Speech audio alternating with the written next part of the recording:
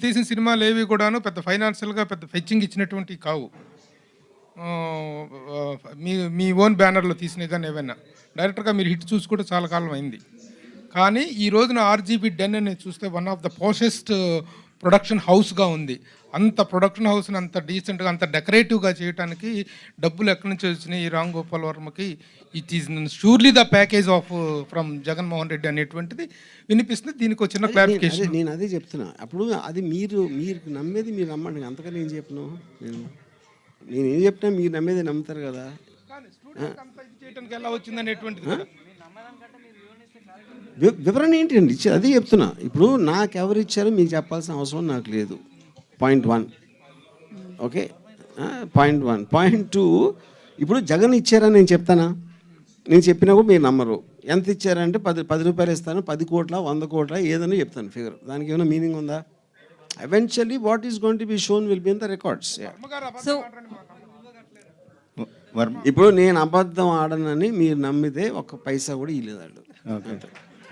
వర్మ గారు, సో అంటే మీకు హిట్స్ రాకపోవడం వల్లే ఇలాంటి సినిమాలు చేస్తున్నారు అనే టాక్ కూడా ఉంది. సో అదే రీజన్ అనుకోవచ్చు. అంటే ఏది చేస్తే గ్యారంటీ అవుతుంది హిట్ వస్తే? ఇలాంటి చేస్తే హిట్ అయిపోతుందా ఏంటది అర్థం? ఇక్కడ హిట్ రాదు కానీ ప్యాకేజ్ పైసలు మన డబ్బులకి ప్రాబ్లం ఉండదు కదా. ఇప్పుడే ఆన్సర్ ఇచ్చాను దానికి. I just now told you it is not there, but you can decide whatever. ఎందుకంటే don't want to answer questions which are silly. So మీరు పెట్టొచ్చు. వర్మ గారు సార్, ఇది మీరు డాషింగ్ డేరింగ్ అనే ఒక పేరుంది జనాల్లో. మీరు దేనికి భయపడరు అనేది ఒక అందరికి తెలుసు. కానీ కొలికపూడి శ్రీనివాసరావు మీద కేసు ఫైల్ చేయాల్సినంత భయపడాల్సిన అవసరం ఏముంది సార్?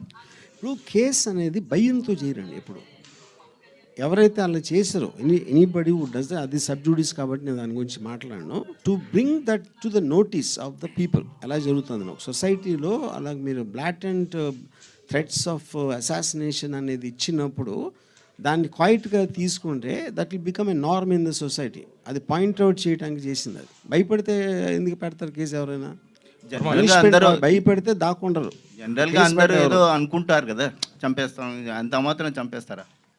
అరే నేను అదే అంటున్నా. అక్కడ చంపేస్తాను అనలా, అది రెటారిక్ కాదు. ఎవరికో ఇస్తున్నాడు, కాంట్రాక్ట్ ఇస్తున్నాడు, అక్కడ తేడా చూడండి. వర్మ గారు, అంటే ఇటీవలనే ఆ సినిమా రిలీజ్ చేస్తే మాత్రం మిమ్మల్ని మీ పైన అటాక్ చేస్తామని కూడా మీ ఆఫీస్ కాడికి వచ్చి కూడా బయట బాగా హంగామా చేశారు. ఇంక ఇప్పుడు మళ్ళీ కూడా వచ్చే అవకాశం ఉంటుంది కదా, ఏం చేసుకోబోతున్నారు? చాలామంది పనిలేని ఉంటారండి. అందరికీ ఫోటో ఆపర్చునిటీ కావాలి యూట్యూబ్లో వీడియోలో పెట్టుకోవడానికి. చాలాగా నేను చేసినట్టు వాళ్ళు చేస్తారు, నేను వాళ్ళు ఒకటే. సార్ కిరణ్ కుమార్ గారు, ఒక క్వశ్చన్ అండి. సార్ ఈ సినిమా వ్యూహం శపథం సినిమా చేశారు. ఈ సినిమా చేయడానికి మీకు ముఖ్య ఉద్దేశం ఏంటి సార్? కారణం దీని వెనకాల అంటే రామ్ గోపాల్ ఉన్న డేట్స్ ఉన్నాయనా, లేదు మీరు సినిమా అంటే వ్యాపారం కోసం చేశారా, లేదంటే మీకు ఏదన్నా కొంచెం ఇది ఉందా సినిమా చేయడానికి? ఈ సినిమా మాత్రం వ్యాపారం కోసం చేయలేదు, ఇది లోక కళ్యాణం కోసం చేశారు. సో ఇది ఈ తర్వాత రేపు పొద్దున్న ఈ సినిమా హిట్ అయ్యి వైసీపీ వాళ్ళకి నచ్చి వాళ్ళకి ఉపయోగపడి మీకు ఏదైనా ఎమ్మెల్యే టికెట్ చేస్తే పోటీ చేస్తారా? నేను పోటీ చేయను. నేను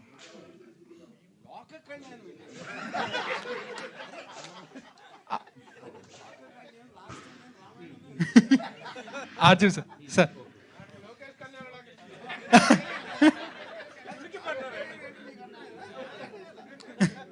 ఆర్జీవి సార్ నేను నమ్మిన దానికోసం నేను నమ్మిన వాళ్ళకంటే సార్ మీరు లోకేష్ మాత్రం ఇష్టం అని చెప్పారు. ట్రైలర్ చూస్తుంటే పవన్ కళ్యాణ్ గారు అండ్ చంద్రబాబు గారు ఇంకా ఎక్కువ ఇష్టంలా కనిపిస్తుంది. సో ఎవరు ఎక్కువ ఇష్టం అంటే ఇక్కడ పాయింట్ అండి. లోకేష్ నేను మెన్షన్ చేసింది సినిమాలో ఉన్న కంటెంట్ లేకపోతే క్యారెక్టర్ దృష్ట్యా కాదు, అది కేవలం మాకు రిలీజ్ ఫెసిలిటేషన్లో తను చేసిన హెల్ప్ గురించి ప్రస్తావించాను. What is the part of fiction and what is the part of original అంటే ఏం చెప్తారు? ఎంత ఫిక్షన్ ఉంది? ఇప్పుడు ఫిక్షన్ అనేది కొలవలేము మనకి. ఎవరికి కూడా నిజం అనేది తెలియటానికి ఆస్కారం లేదు. ఎందుకంటే మీరు లేరు కదా అక్కడ, మీరు లేరు, నేను లేను, రేపు పొద్దున్న చూసే ప్రేక్షకులు ఎవరు కూడా ఉండరు. నాకున్న సోర్సెస్లోంచి నేను తెలుసుకున్నది దానిని ఒక డాట్స్ అన్ని కనెక్ట్ చేసి నేను నమ్మిన నిజం ఉంది. నేను నమ్మిన నిజమా కాదా అంటే మీరు నమ్మిన నిజం వేరవచ్చు. అప్పుడు మీరు కూడా సినిమా తీసుకోవచ్చు. వర్మ గారు, జూనియర్ ఎన్టీఆర్ గారి గురించి మీరు ట్వీట్ చేశారు. ఆయన నుంచి మీకు ఏమైనా రెస్పాన్స్ వచ్చిందా? 31st జనవరి 31st ట్వీట్ చేశారు. సీనియర్ ఎన్టీఆర్ గారికి వారసుడు జూనియర్ ఎన్టీఆర్ఏ లోకేష్ కాదన్నట్టు మీరు ట్వీట్ చేశారు. ఆయన నుంచి మీకు ఏమైనా రెస్పాన్స్ వచ్చిందా? నన్ను ఎందుకు పొలిటికల్లోకి లాగుతారు? అదేదో ఓడకలో చేసి ఉంటారు. ఆర్జీవి సార్ లేనప్పుడు ఏం చెప్తారు? చెప్పారు అంటే I believe junior NTR is far superior to senior NTR, దాంట్లో డౌట్ లేదు. సీనియర్ ఎస్ ఎస్ ఎస్, ఏది అది నా ఒపీనియన్. విశ్వవిఖ్యాత నట సార్వభౌమ ఎన్టీ రామారావు గారి కంటే కూడా జూనియర్ ఎన్టీఆర్ ఫార్ సుపీరియర్ అనేది మీ అభిప్రాయం? ఎస్. Very good. ఇది వాట్కానా? ఇది వాట్కా కాదు కదా? స్టార్ట్ అవ్వాల. జూనియర్ ఎన్టీఆర్ గారితో నెక్స్ట్ ఏమైనా సినిమా చేయబోతున్నారా? లేదు, నాకు అంత కెపాసిటీ లేదు. ఇందులో కేఏపాల్ గారి క్యారెక్టర్ ఉంటుందా? అంటే ఈ ట్రైలర్లో చూపించలేదు. నో. RGV sir yeah. ఇక్కడ Hello, sir. Yeah, yeah. I am Babita from Big TV. Sir, apart from all this, మీరు ఇంతకు ముందు ఒక 20 decades ముందు మంచి సినిమాలు అంటే అంతం, శివ ఇలాంటి మంచి మంచి సినిమాలు చేశారు. అండ్ ఇప్పుడు మీరు సోషల్ మీడియాలో కూడా ట్రెండింగ్లో ఉంటారు ఏదో ఒక దాంతో. సో ఇప్పుడు సినిమాలు అన్నీ చూస్తున్నారు కదా, అండ్ ఏదైనా ఒక పర్టికులర్ మూవీ శివ కానీ అంతం కానీ ఆ సినిమాలు మీరు రీక్రియేట్ చేయాలి అని అనుకుంటే ఇప్పుడున్న హీరోస్తో ఎవరితో అయినా చేయాలనుకుంటారా? ఆ టైంలో అప్పుడున్న సబ్జెక్ట్ మ్యాటరు, ఆ టైంలో నాకున్న mind set so many factors ఉన్నాయి. ఈ సినిమాలు కూడా నేను మళ్ళీ తీయబోట్ల. అవి తీయలేనప్పుడు ఇంకెవరిని పెట్టి తీసాను మీనింగ్ లేదు. ఇప్పుడు కూడా ఛానల్స్లో ఆ మూవీస్ వస్తే చూసే వాళ్ళు ఉన్నారు, ఆ మూవీస్కి వాళ్ళు ఉండొచ్చు, కానీ నాకు ఇష్టం లేదు అలాంటి సినిమాలు. అది నేను చెప్పాను. I got the answer. Sholay తీసాం, శివ కూడా తీసాం. యా. ఆర్జీవి సార్. యా.